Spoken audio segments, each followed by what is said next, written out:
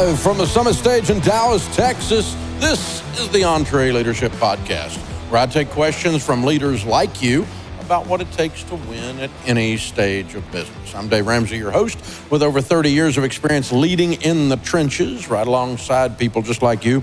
Today is a special live episode that we're recording at EntreLeadership Summit with my friend Mike Rowe. Mike is, of course, famous for Dirty Jobs. He's a writer, a narrator, a producer, has an incredible podcast that I've been on a couple times as a guest, and very, very popular. And so, best known as the dirtiest man on TV. Yeah, there we go. Yeah. And hey, so if you've got a question to ask on the show, fill out the form at entreleadership.com/ask any day. Obviously, you're late for this one. You're not going to be on it, but we'd love to have you, and you can call and leave a voicemail with us at 844-944-1070, because this is a call-in show, and that's how we conduct this podcast, to give you real-world information. If you're looking for a think tank or someone with a PhD, you're in the wrong place, because I'm like a practical guy who actually made payroll Friday. I'm not a finance professor who's never made payroll. So there you go. I'm that guy. So Mike, welcome, my friend. I just love the fact that you bailed out of my introduction halfway through. It's like you were reading it, you were doing great, New York Times, best-selling author, CEO, blah, blah, blah, blah, blah. You had like three more sentences here, really. Well, go ahead and finish it for me properly. Well, Mike is best known as the dirtiest man on TV. In his role as a perpetual apprentice, Mike has highlighted hundreds of workers in dozens of essential industries, Dave. His foundation has awarded over $9 million in work ethic scholarships to nearly 1,500 million men and women. His commitment, reinvigorating trades, unrivaled. I mean, some of this is in bold, some of it's been underlined, some of it's in italics. He ignored it all. Unbelievable. You know, that's the problem with actually knowing people. I just didn't care. So it's such a fine line, friends, between apathy and incompetence. And you've probably seen this in your own businesses. You don't quite know when it's been crossed, but the minute it is crossed, well, then it becomes the Rubicon. Yeah, then you know. And then I lose control of my entire personal podcast. Yeah. And the ratings go up. You're welcome. That's right, anytime. Well, that's what happens when we have real rock stars on here, real celebrities. That's what happens. I'll let you know when that happens, okay? But yeah, it's good, yeah. It's going to be like that. All right. Well, you started this, so...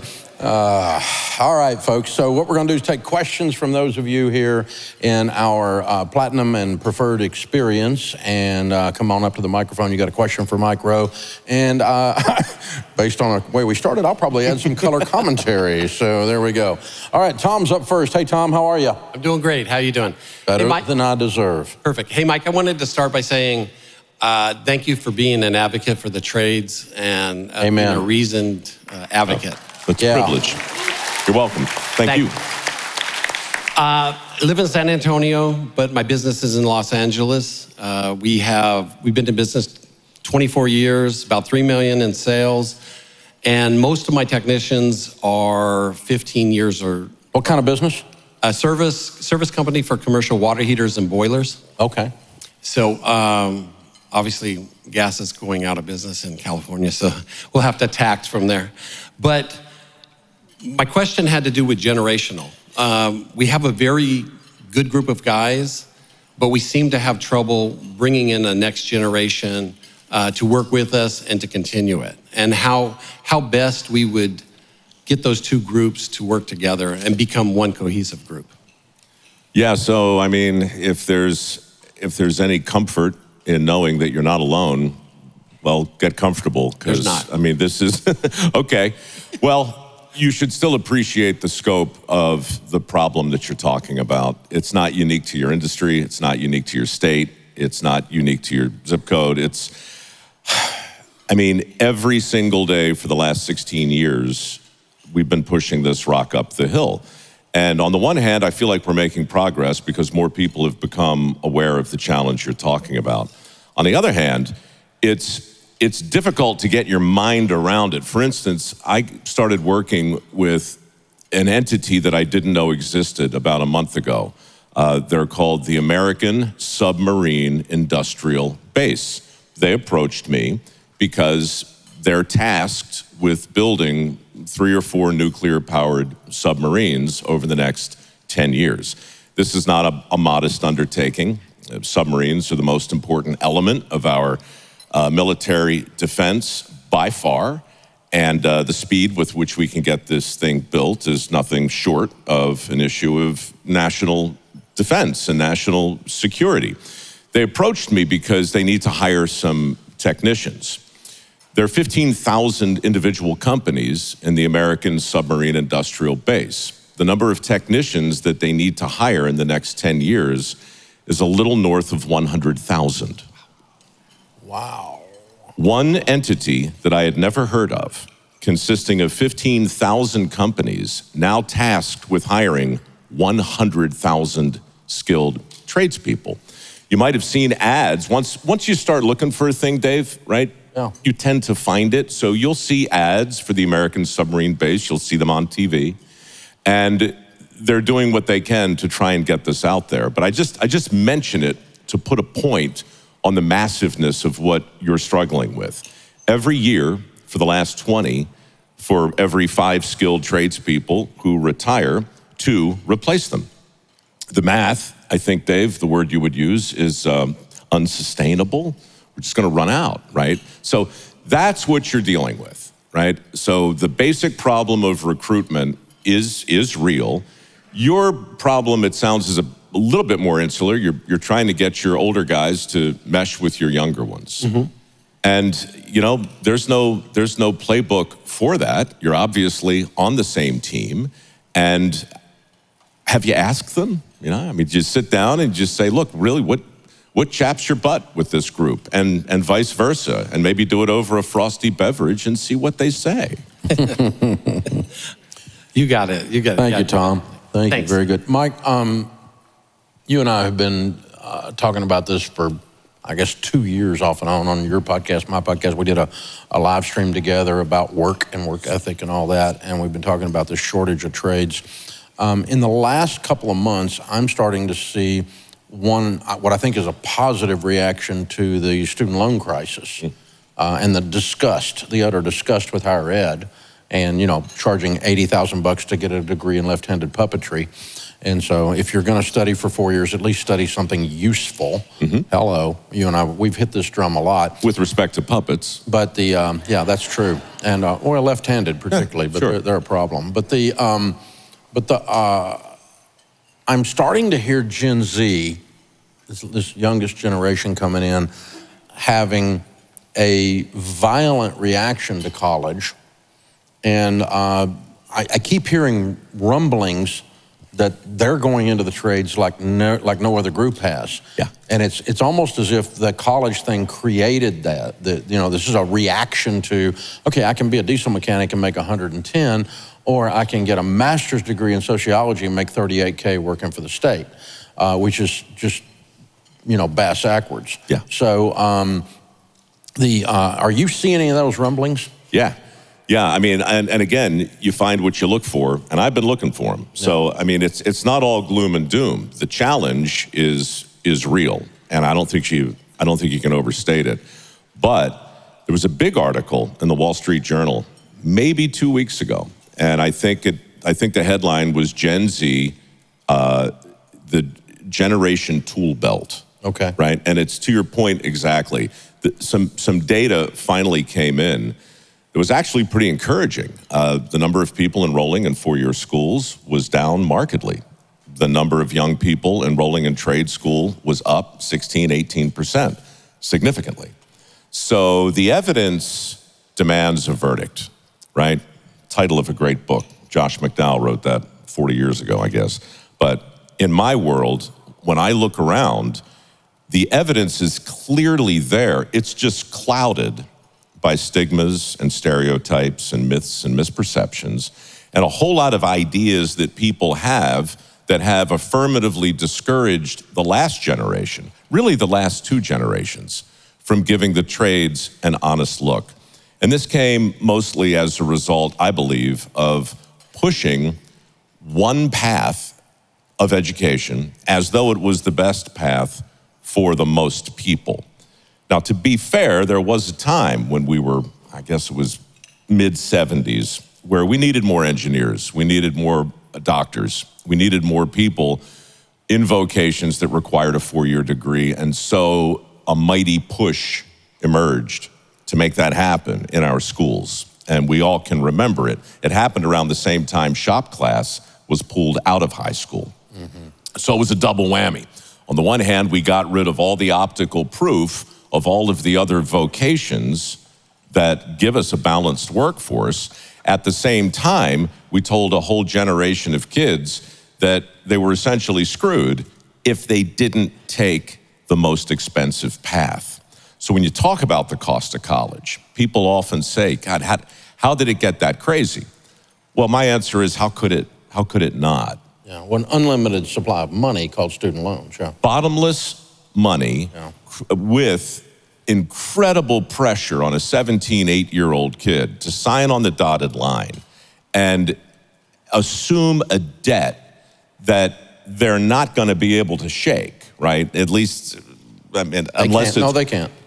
Right. So it was just an amazing parade of horribles lined up to create this perfect storm. But the good news today is this generation, even though we give them a lot of flack, snowflakes and so forth, by the way, we're the clouds from which the snowflakes fell, all right? Like we did this, we set the table. Helicopters create snowflakes. That's right, right, and blows them everywhere. I know it, I've seen it happen. But we're seeing a real cohort in that generation now say, look, I can add a column of numbers, and I'm not going to start my career with a millstone around my neck. Yep. Not when I can make 120 grand welding. Yep. Not going to do it. Your business is humming, but now you're falling behind.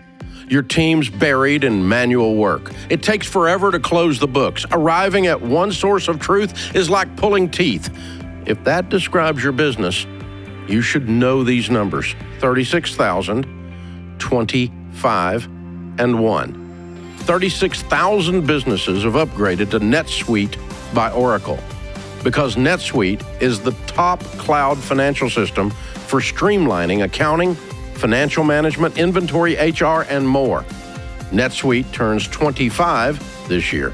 That's 25 years of helping businesses do more with less, close their books in days, not weeks, and drive down costs. And 1. Because with NetSuite, you get a customized solution for your KPIs in one efficient system, one source of truth. You can manage risk, get reliable forecasts, and improve margins. Everything you need for better decisions, all in one place. Plus, right now, download NetSuite's KPI checklist for consistently excellent performance for free at netsuite.com/Ramsey. That's netsuite.com/Ramsey to get your own KPI checklist for free. Gina, up next. Hi, Gina. How are you? I'm good. How are you? Better than I deserve. Where are you from? I am from Ardmore, Oklahoma. Cool. I have a counseling clinic that also has inpatient units. 360 employees, operating budget of about $43 million. Good for you. 100 of those employees were added in the last year. Whoa. So our question is less about recruitment and more about development of staff. So how can we help those in both of the categories that we have? So we have degreed, highly trained counselors, and then also the other 50% are people with lived experience of recovery. How do we develop both of those so that they have more tenacity, grit, and adaptability so that we have more thoroughbreds? The resilience question. Yeah. How do we turn them into resilient? I don't know that there's a magic formula personally that I can think of. I think it's amazing what people can do when they believe there's a chance. You know, the great movie line, so you're saying there's a chance, right? So Dumb and Dumber, right? So you're saying there's a chance. Burnout usually occurs when I feel like I can't get there. It's amazing how many hours I can work and I'm just tired. I'm not burnt out. But I can work a lot less hours and get, quote, burn out, unquote. And I think that has to do with a hope variable. And if there's a level of hope that what I'm doing is going to get me there, then yeah, I can do it. I can see a finish line over there, then I can find the energy to get that last little bit done. And but you know, I think it's the hopelessness factor. If that kicks in, then it's very difficult to persevere. It's very difficult to sustain. I call it burnout, but really I don't know if it's real burnout or not. I mean, I had one guy come in and say he was burnt out, and I'm like, that's impossible. You were never on fire. So, you know, so, you know, how do you add grit, Mike? Well, that's the word you used. And since we're dredging up movie references, the film was True Grit. I love that title because it's a great juxtaposition, right? Grit is this thing that I guess we're free to define it, but when you precede it with a word like true, it really makes you go, well, what is grit? I mean, and are you born with it? And if you're not, how do you get it? And, you know, I think the other point you made is great. You have to know where the finish line is, and you have to have some hope, but many cases, the only way you can believe is to see somebody else do it first. You know, I think about, you know, the guy, Roger Bannister, right? Mm-hmm. Yeah. Roger Bannister ran a mile in under 4 minutes at a time when really no one believed it was possible. Very few did. And there were actually doctors out in the world saying, if the human body is pushed to the point where it runs a mile in less than 4 minutes, the heart will explode, the lungs will collapse, and something very unpleasant's gonna happen vis-a-vis the lower GI tract, right? I mean, it was an awful, I mean, smart doctors were saying your body will shut down if you do this. So Roger Bannister does it. And within a couple of years, 50 other people had done it. We need to see, in many cases, somebody do the thing that we were told can't be done. And look, this is Dirty Jobs 101. The grit in that show wasn't a thing that the people we profiled endured. It was a thing they learned to love. Okay. And that's the trick. I know it's not much of an answer, but it's not enough to be willing to leave your comfort zone. The people I know who have succeeded, whether it's mental health or putting in boilers, they find a way to enthusiastically embrace the worst part of their day. Find a way to look at the food they don't want to eat that somehow got on their plate and eat it first with a smile. I don't know how to encourage that other than to lead by example and show people what it looks like to do it. Yeah, I think the other thing is the payoff has to be very clear. And so it can be that if all you're looking at is what's in front of you instead of how far you've come, you don't recognize the payoff is there. I mean, when I think about some of the stuff that, right today on one of our podcasts or something, where I have someone asking the same question and we're doing it again, why wouldn't we burn out? Because we've got hundreds of millions now, literally, of people who have done the stuff we teach. And so now I'm looking at this person, I'm going, yeah, you too. You see this grit, like we said at the very top, when you start to look for it, you'll find it. And I remember in one of the first seasons, it wasn't Dirty Jobs, it was another show I work on called Deadliest Catch, about the crab fishermen up in the Bering Sea. The first year I was up there, it was 2004.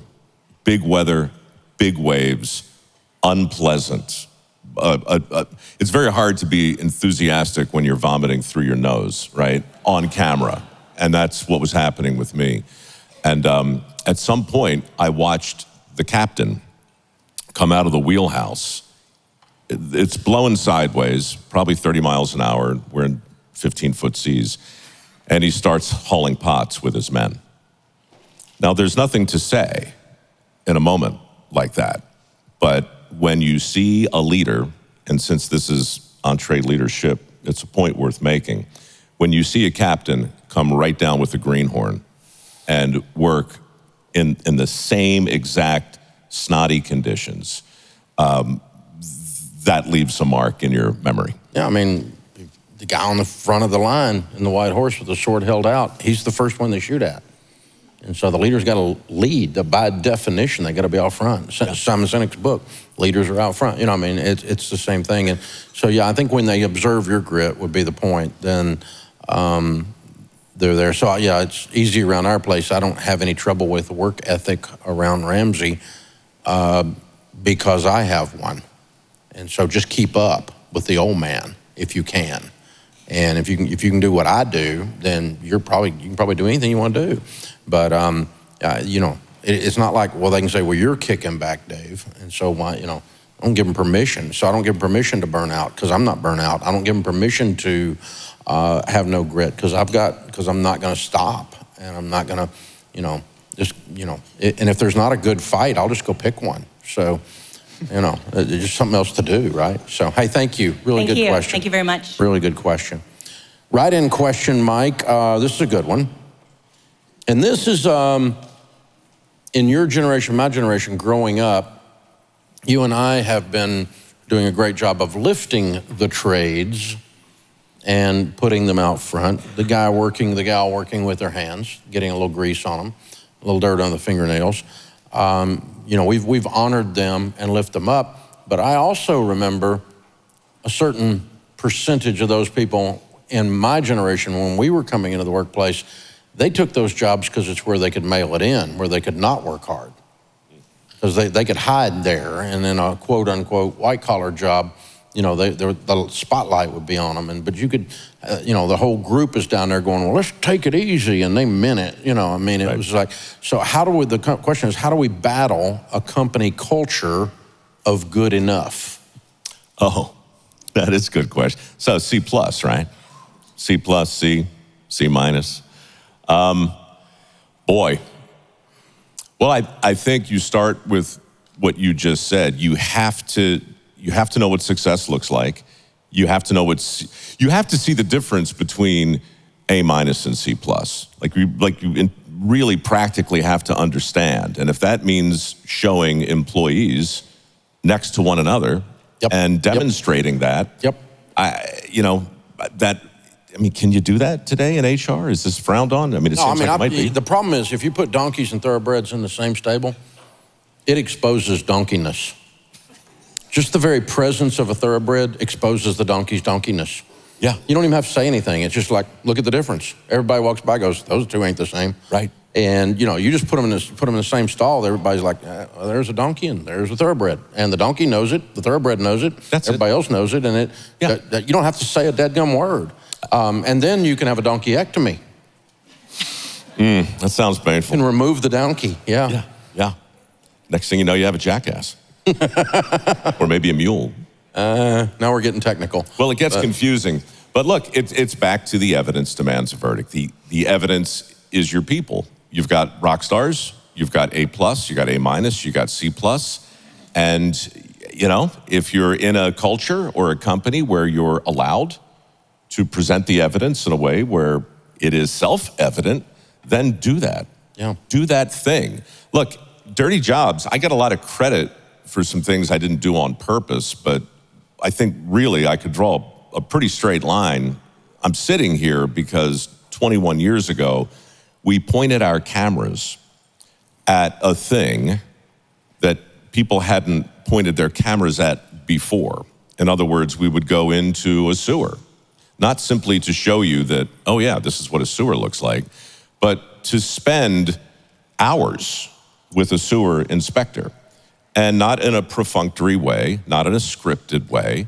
We didn't always know what we were going to get, but we treated that sewer inspector the way Access Hollywood would treat Brad Pitt, right? In fact, we paid more attention. We had 4, sometimes 5 cameras in these impossibly weird places, and I would have honest conversations with anonymous people living in towns you can't find on a map, doing a job that you didn't think needed to be done, but paying a level of attention to it that was unprecedented in my industry. And when I saw the results of that on TV, that's when it became obvious to me.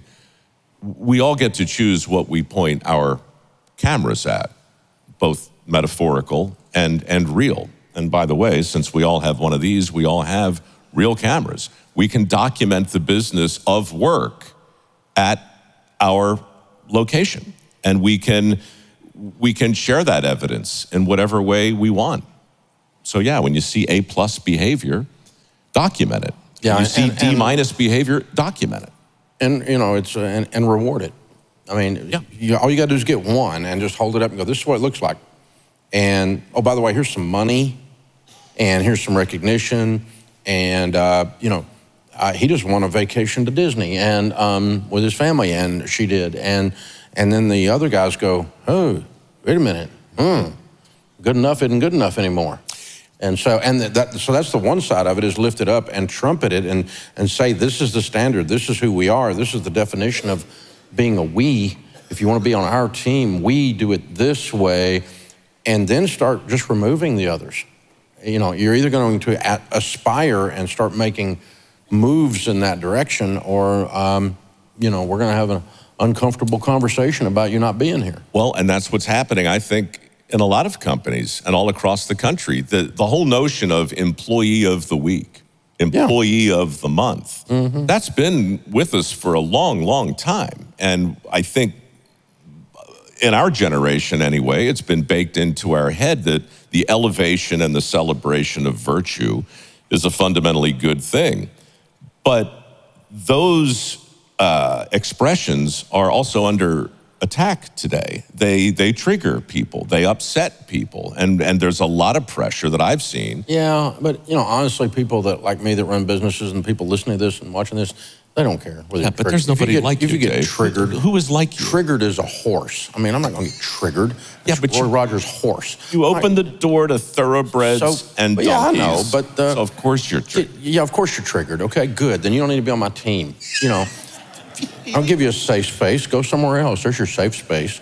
I love it so much. Of course that's true.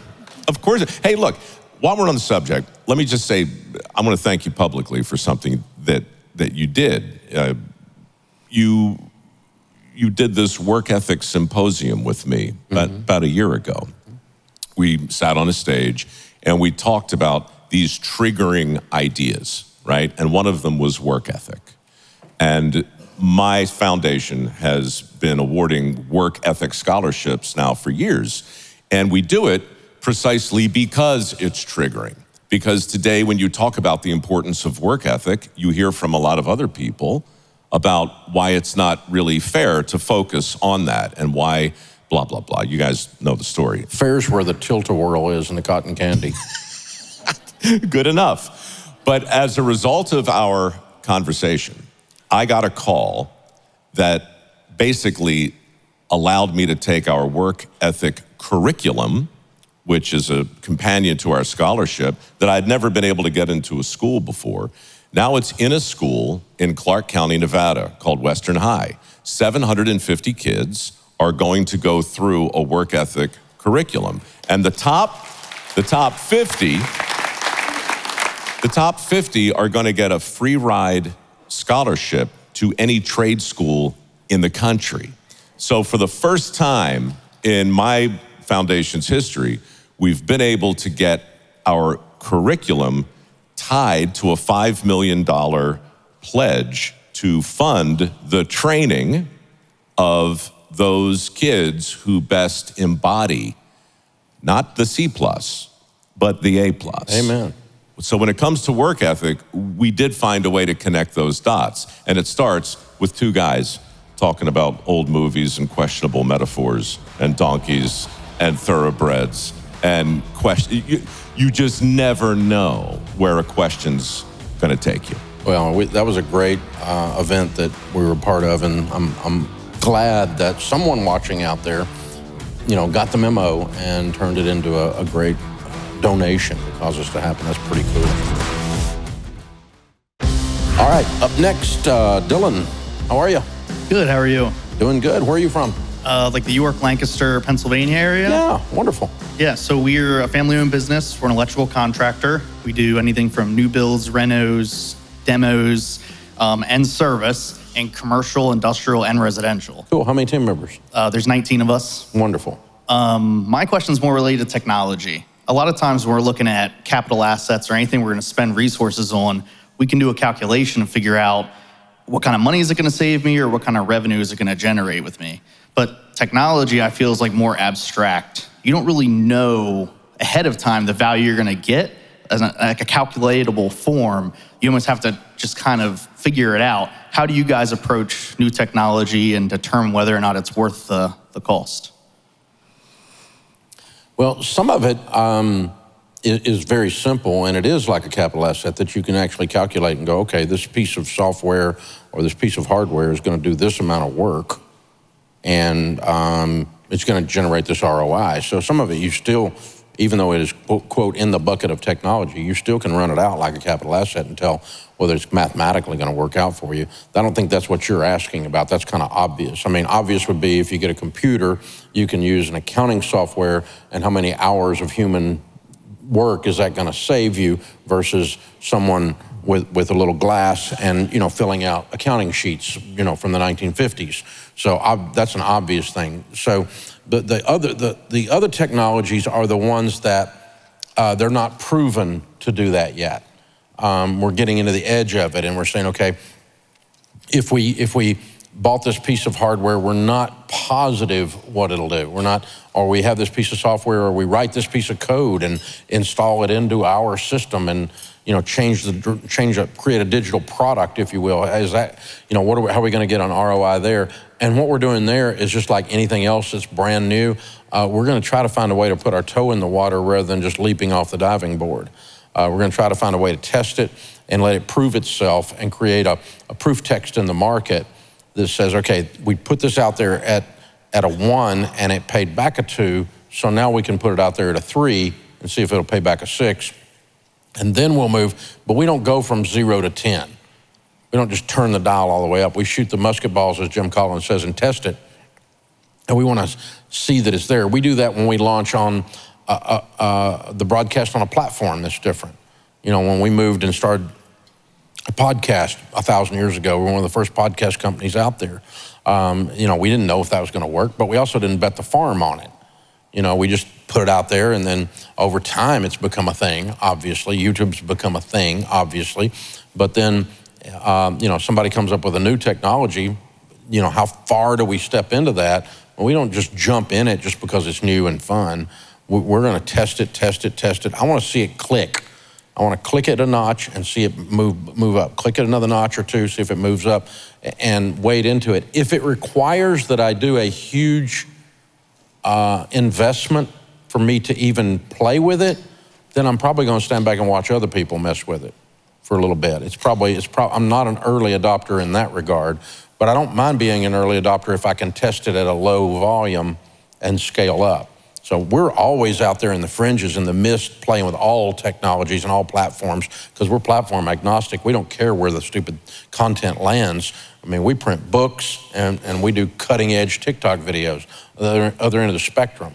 And so why do we, because we're messing with everything all the time, because we never know exactly what's moving and what's not. There's opinions and ideas, but we want to see actual monetization, actual dollars coming back for the dollars going out. But if it requires we drop something in there that is going to leave a scar if it doesn't work, then we'll just wait a minute. Does that make any sense? It does. Okay.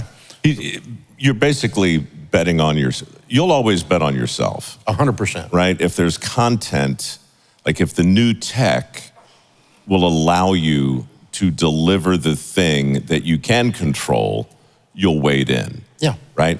I remember talking to a technician over at Caterpillar, it was probably 15 years ago, or whenever it was the iPad came out. And they were telling me that they were trying to convince their boss to get everybody an iPad, to literally go into their toolbox. And it was the same thing. They were like, well, these things are kind of expensive, and how exactly is it going to work, and should we do it? I mean, Caterpillar's not your company, right? They could afford it, but somewhere somebody doesn't want to make a dumb decision because it's $20,000, $30,000 to get everybody hooked up with one. So they gave one guy the iPad, and next thing you know, he's out on the high plains underneath a big piece of heavy equipment. You can't take a bulldozer into the dealer, right, to get it fixed. You got to do all this in the field. And there he is, underneath the thing, taking photos, streaming back to headquarters, learning in real time exactly diagnosing the whole thing on his back in the high plains with a new tool that at the time people couldn't figure out. What do you do with this thing? We play a game on it? You know, what do I find my soulmate? What am I going to do with this thing? Well, as it turns out, you're going to facilitate some fairly complicated repairs in sub-zero temperatures on the high plains. So to your point, crawl, walk, run. 2 weeks later, everybody's got one. Today, it's smaller, it's better, it's faster, and way leads on to way.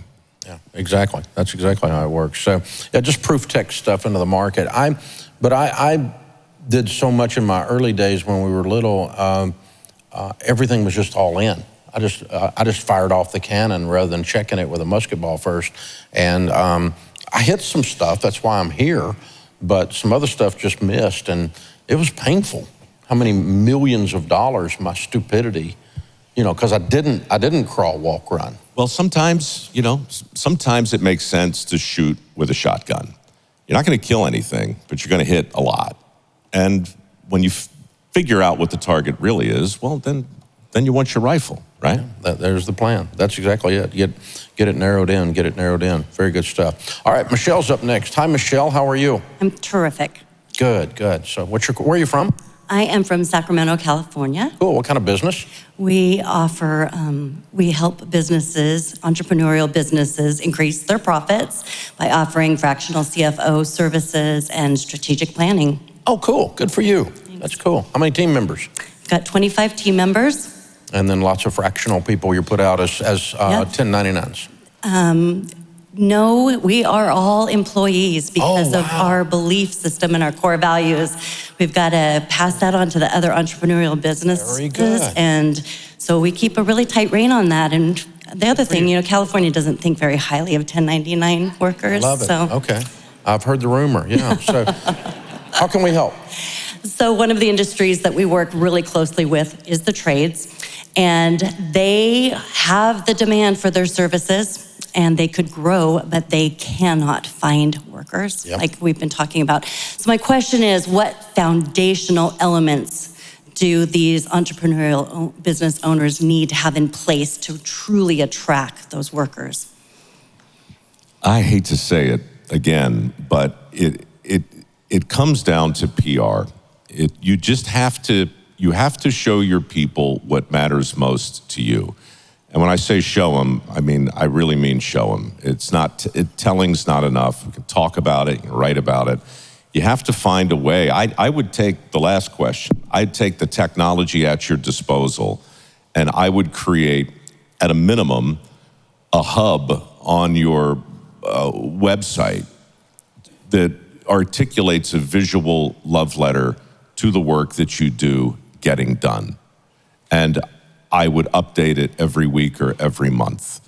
And I would make sure your people can see that. And then, I would talk about, can you incorporate your passion for the trades into whatever marketing you're working on? It's going to become, I think every single company right now who advertises in a traditional way is going to wind up in the next couple of years incorporating this ethos, this philosophy into their single-minded propositions. It's going to become a key component of who you are because of the industrial submarine base and so many other entities who are desperate to hire not 15 or 20, but tens of thousands of people.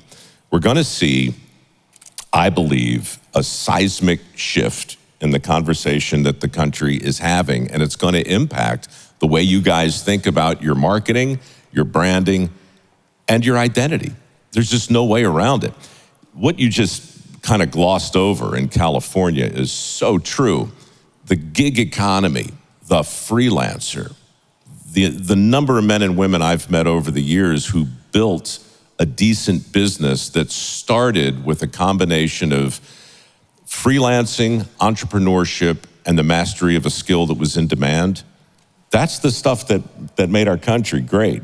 And when you look at bills like AB 5, and when you look at the PRO Act, which just got passed in a way, it's chilling. There is a full-on war against freelancers in California. The SEIU and the government, they do not want freelancers, period. So look, that's a conversation too. And that kind of thing is coming to a state near you. So, you know, it's a big hairball, Dave. It's all connected.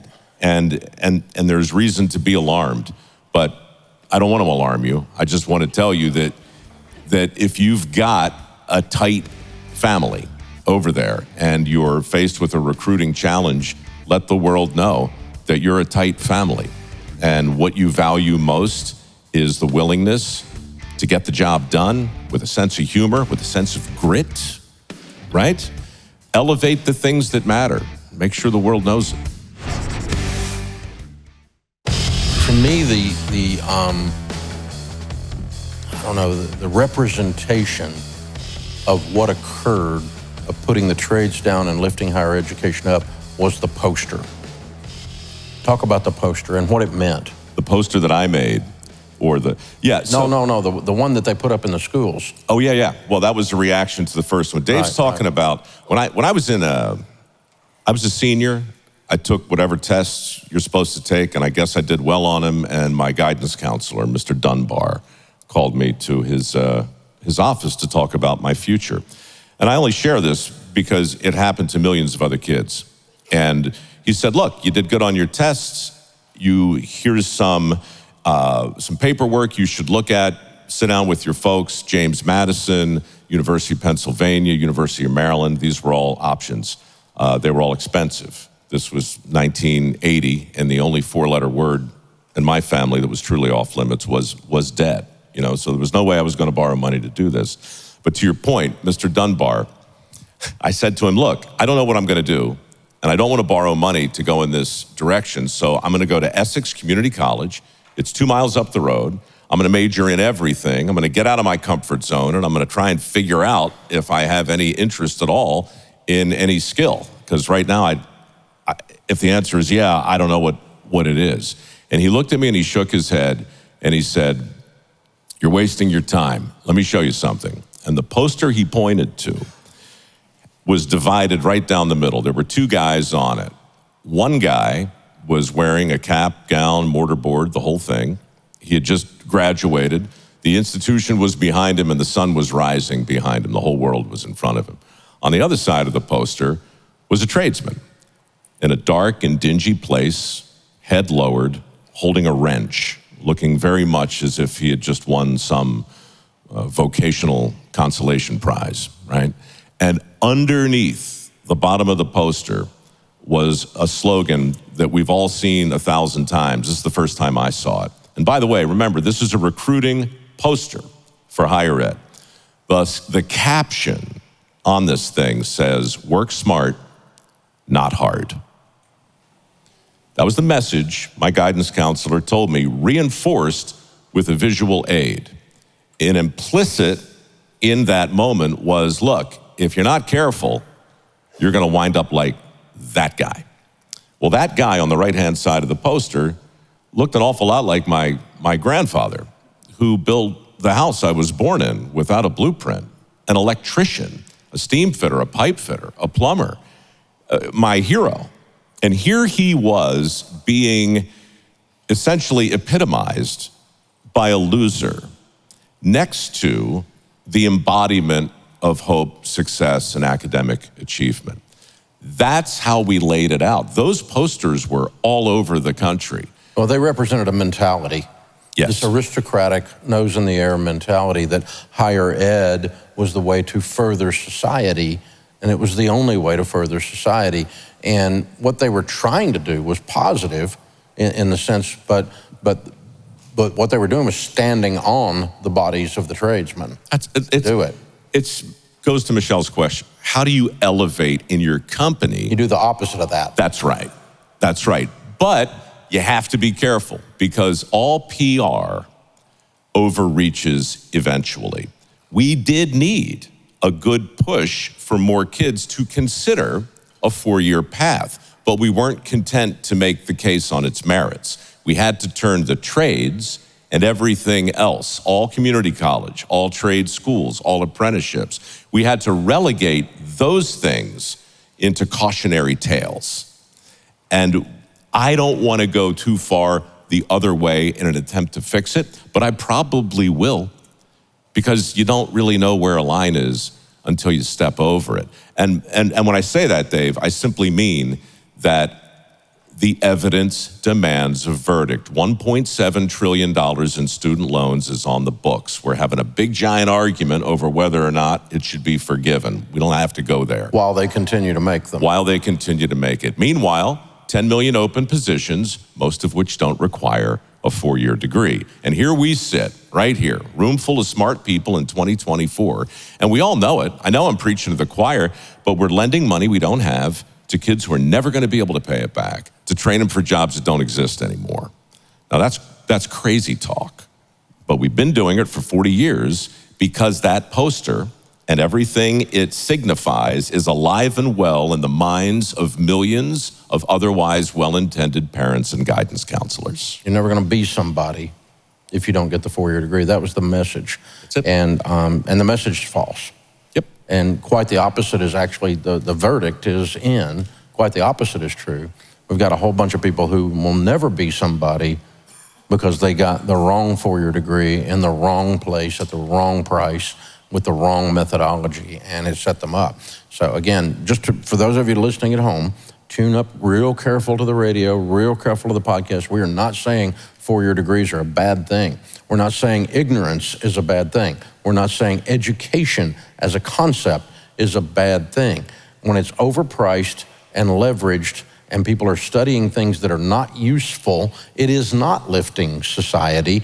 And if in the process of doing that, the only way to do that is to push down the tradesman and make that an invalid thing, then you've doubled down on your stupid at that point. Back to Dylan's question, technology, all right? When I was in college, I didn't have this thing. And for those of you listening at home, I'm holding up my smartphone right now, all right? This is a tool. We didn't quite know what it is. We still don't. It's a portal, in my view, and it'll take you anywhere in the world. 98% of the known information is available through this thing. That simply means if you have a kid with a curious mind, and that kid wants to master a skill that's in demand but still scratch the curiosity itch, well, that's the liberal arts degree today.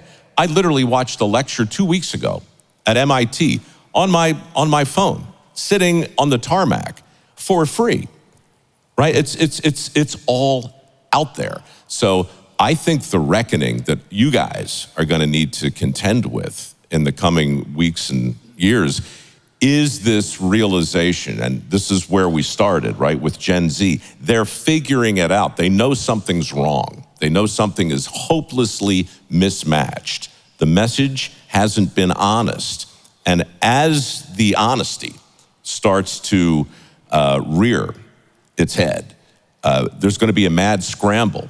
And I think you're going to see a new enthusiasm for the trades. There's going to be a scramble to get skilled and so forth. And you guys will have a front row seat to it. So maybe the answer to her question, the type of PR is, hey, if you want to stick it to the man, if you want to go back, every generation coming up wants to rebel against the formers, right? The best way to do that is to go in the trades. That's right. But look, again, I think a balanced workforce is like a balanced human. We need two sides of the coin. This gray or this blue collar and white collar modality. The color of collars is changing. All your questions regarding tech prove it. Tech is going to blur white and blue into something gray and purpley. And the most valuable employees you have are going to be people who are intensely curious about all things in the world of liberal arts, but also very, very skilled. These are the people we want. Do you remember during the Republican debate, this would have been 15 or 16, I guess, all 17 are up on stage. I forget what the question was, but Marco Rubio had a great line. He said, what the country needs are more welders and fewer philosophers, right? Crowd goes crazy.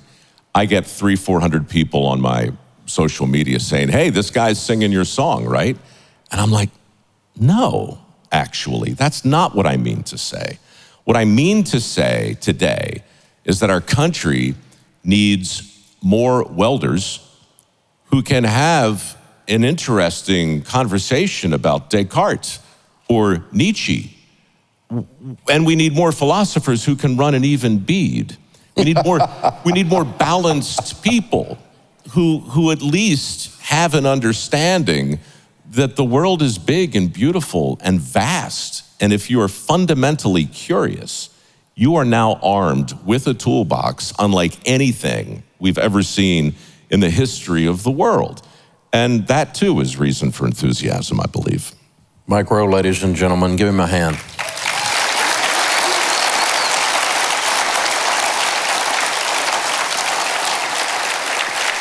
So if someone's curious about the work ethic scholarship or the curriculum, how do they get in touch? In real time, right now, through the end of April, we have a little more than $1 million we'll be giving away at microworks.org. We do this twice a year, try and do a couple million a year. These are not for 4-year degrees. These are for trade schools. Steam fitting, pipe fitting, welding, heating, air conditioning, electric, and so forth. We've assisted close to 2,000 people. MicroWorks is spelled? MIKEROWE works.org. The money's sitting there. Honestly, folks, go get some. Very cool. Well, that puts this episode of the EntreLeadership podcast in the books. If you're a business owner or leader with a company, we're glad you're here. Thanks for joining us. Remember, better a weary warrior than a quivering critic. This world needs more high-quality leaders. So take courage out there and lead. I'm Dave Ramsey, your host. Thanks for listening to the EntreLeadership podcast.